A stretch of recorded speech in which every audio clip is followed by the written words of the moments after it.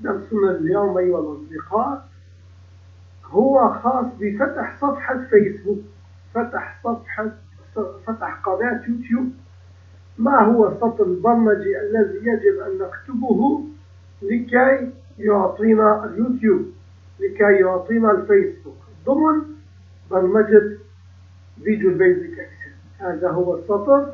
عندما نكمله باسم معين للفيسبوك أو اسم معين لليوتيوب يعطينا ما نحن نطلبه. فإذا اكتب ورك بوك فلو هوب ليد اسم قناة اليوتيوب.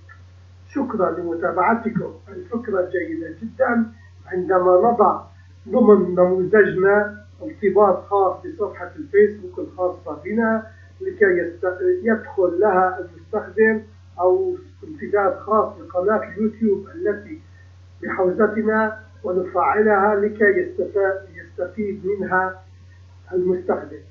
أما في غير ذلك يوجد عدة أمور، يعني يمكن أن نضع صفحات W أيضا خاصة بالقنوات، خاصة بالإنترنت. شكرا لمتابعتكم، إلى اللقاء غدا إن شاء الله.